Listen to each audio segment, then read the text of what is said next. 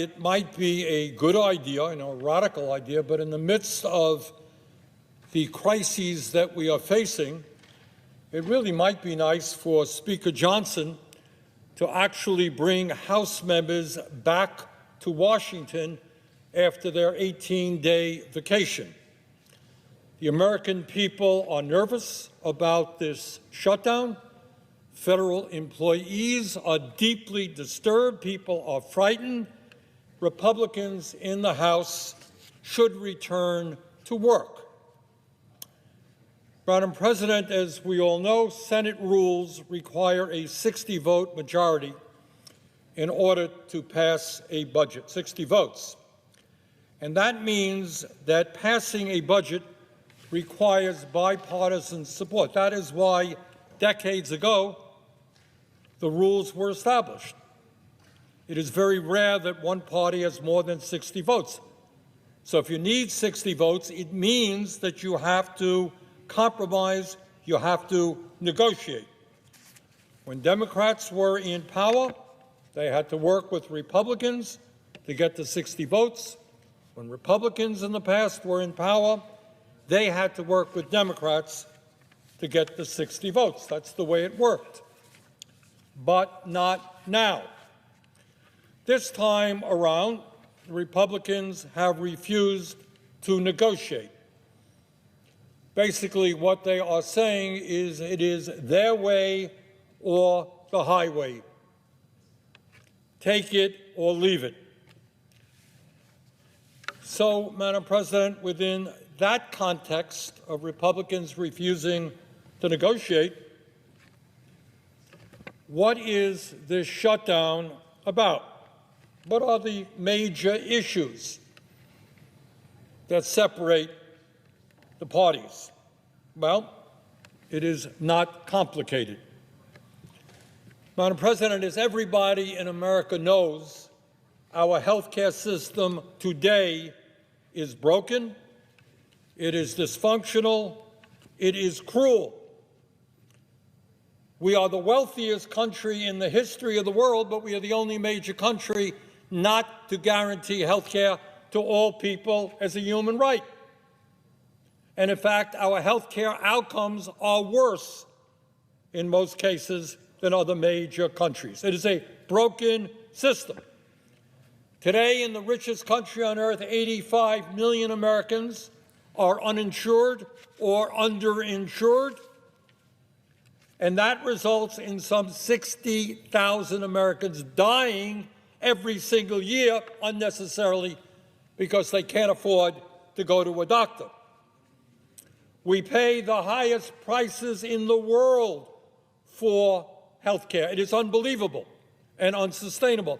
We are now spending over $14,000 for every man, woman, and child. When you throw in Medicare, Medicaid, employer-covered health care, individual costs, over $14,000. That is insane, almost twice as much as other countries around the world.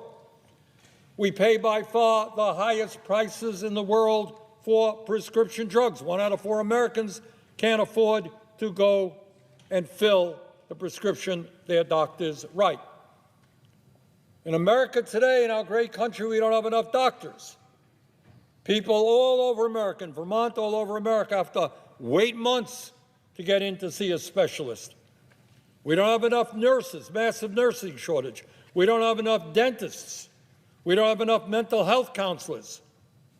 And our life expectancy, how long we live, is substantially lower than other major countries, despite the fact that we spend so much more. Now, given that reality, given that our healthcare system is broken, one might think that the issue we are debating today is how do we improve it?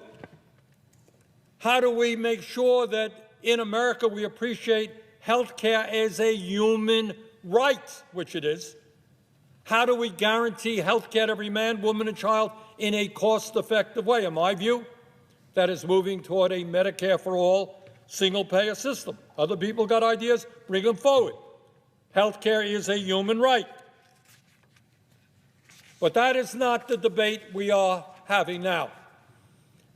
The debate we are having now is not how we improve a broken healthcare system, but how we prevent a broken healthcare system from becoming even worse. And I will tell you, Madam President, as the ranking member of the Health, Education, Labor, and Pensions Committee, somebody who has studied this issue for a while, I fear very much that if we do not stop Trump's attack on the American healthcare system, the entire system could collapse. We are on the verge of that right now. People can't afford health care. People can't find doctors. People can't find mental health counselors. People can't afford prescription drugs. We have a drug epidemic. We are on the verge of collapse. Madam President, what this debate is about in Florida and Vermont and all over this country is if Republicans get their way and if Democrats cave in, health insurance premiums will double for over 20 million people on the Affordable Care Act. Yes, you heard right. 20 million people will see a doubling of their health care premiums. You can't afford health care now? Of course you can't. It's outrageously high. That's not Bernie Sanders talking. That is the Kaiser Family Foundation study. That is one of the most conservative members, Republican members of the House, Marjorie Taylor Greene, making that point. A doubling of health insurance premiums. Does any member of the United States Senate want to go home to their district and explain why you're going to double premiums? But it's not just raising the outrageous cost of health care in America even higher. As a result of Trump's big, beautiful bill, 15 million Americans are going to be thrown off of the health care they have because Trump and the Republicans made the largest cuts to Medicaid and the Affordable Care Act in American history. And let us be very clear. These cuts not only impact 15 million Americans, that would be a tragedy unto itself. They will devastate nursing homes. Right now, the situation of nursing homes in Vermont, and I expect many other states in this country, is a disaster. They are understaffed. Nursing homes in an aging society are shutting down. Where will people who are old and can't take care of themselves, who are disabled, what happens to them if the nursing home industry collapses in America? Community health centers, something that I've worked on for many years to increase funding. Over 32 million people access community health centers. They provide primary health care, dental care, mental health counseling, lower-cost prescription drugs. They will suffer enormously, cut back on services, perhaps shut down because of that legislation if we do not deal with that. Rural hospitals, Republicans say, oh, we put $50 billion into rural hospitals. Yeah, but you cut $150 billion. And all over this country, rural hospitals are teetering on the edge. Many of them have already closed down over the years. So you live in a rural America, state of Vermont, you want a hospital nearby? Well, that hospital may not be there. Now, why did Trump and the Republicans make these massive cuts to Medicaid and the Affordable Care Act? And the answer is not complicated. It was important for them to provide $1 trillion to the top 1%. $1 trillion. Massive cuts to health care, $1 trillion in tax breaks to the 1%. Now, so let me make the very radical suggestion that Elon Musk, who is now worth some $500 billion, does not need another tax break.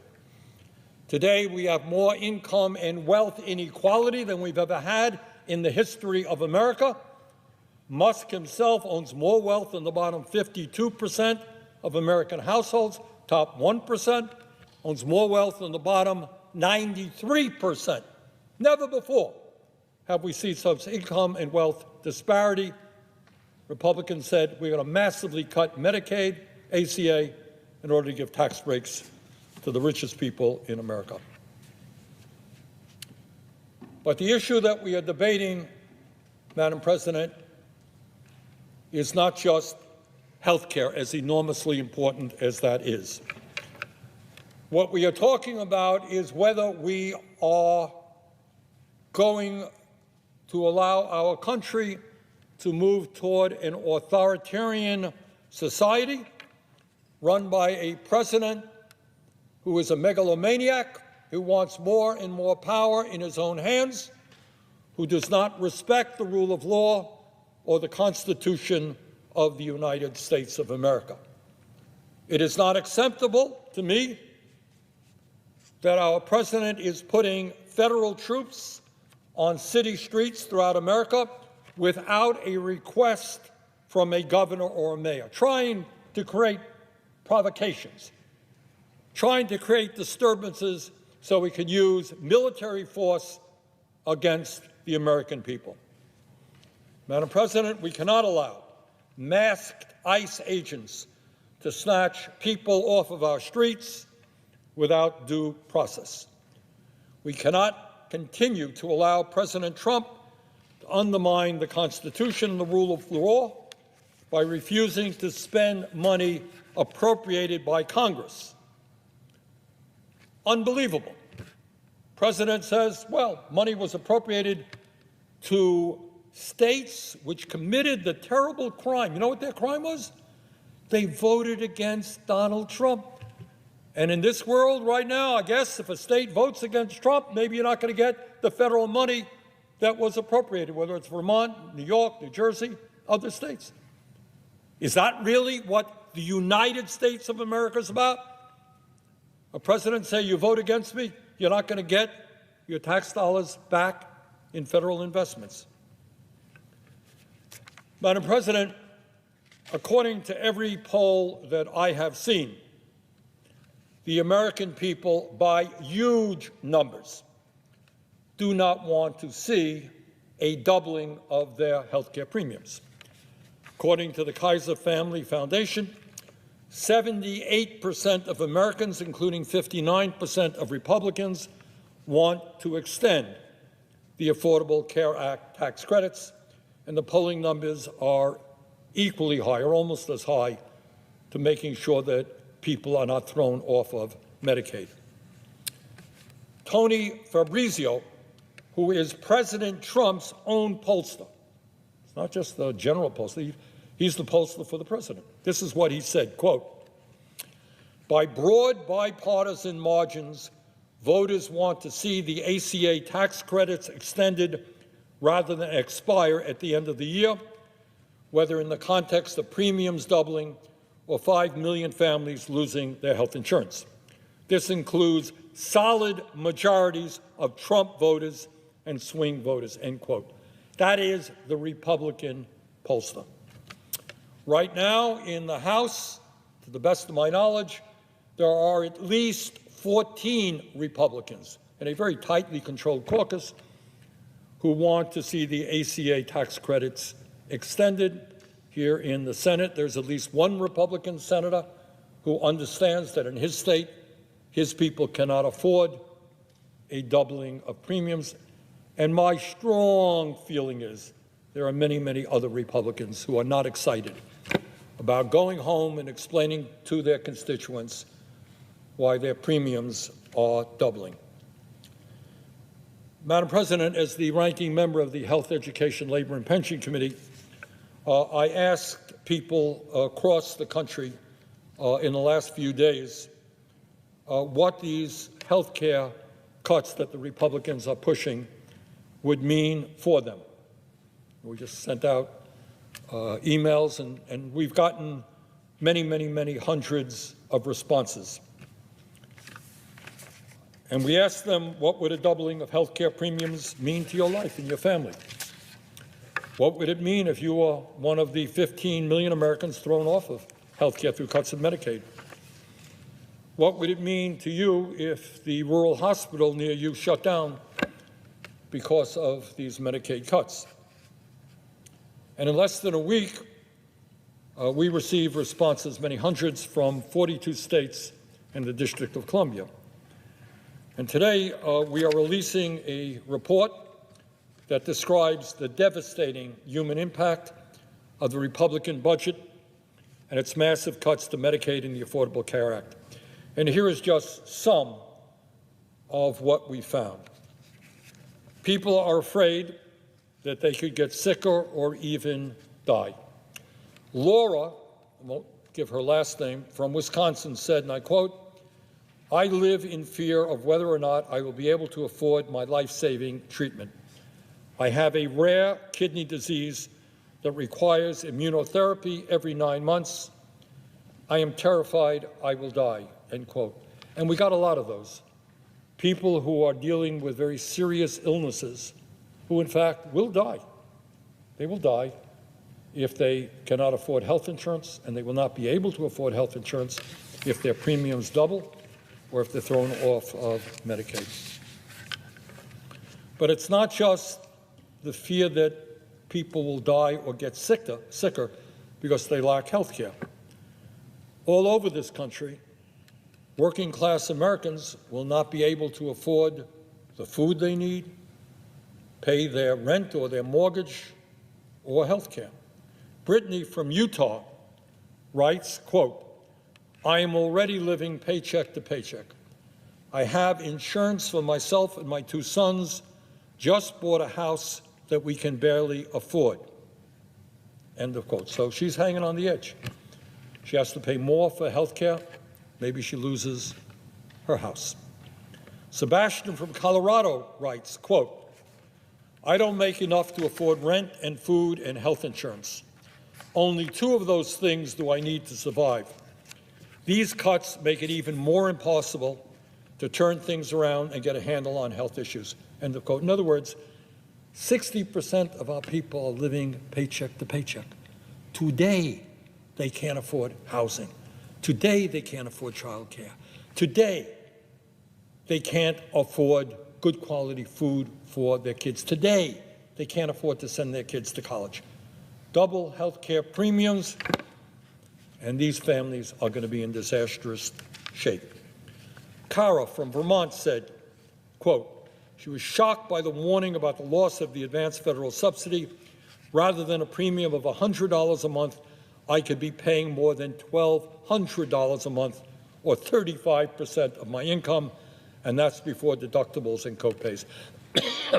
And by the way, when we talk about a doubling of health insurance premiums, that's on average. Some people will pay less, some people will pay a lot more.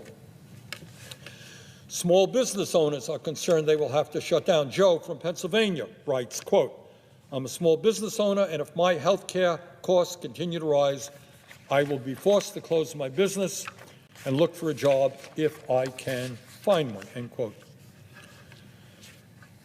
Patricia from rural California writes, quote, "If our local clinics and hospitals close, as they are likely to do, with federal funding disappearing, along with health insurance becoming unaffordable, people will die," end quote. She's right.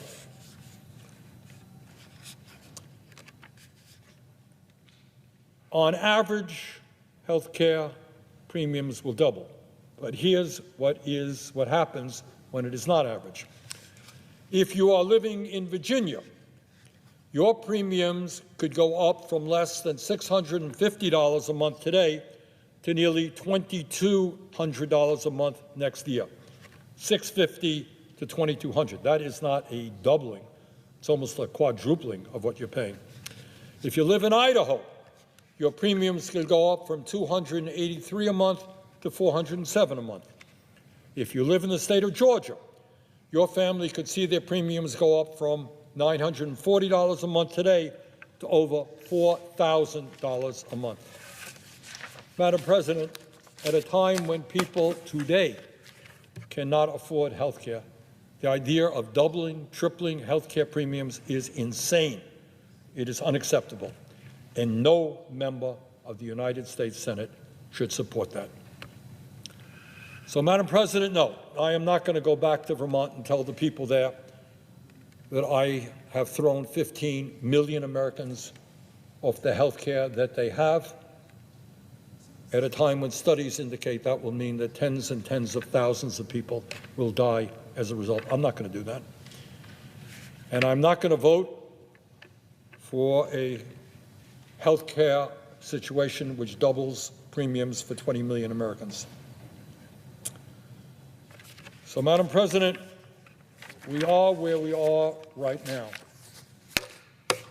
And the time is now when the United States Congress has got to look beyond their campaign contributors, has got to look behind the oligarchs who fund their campaigns, and have got to begin standing up for ordinary Americans.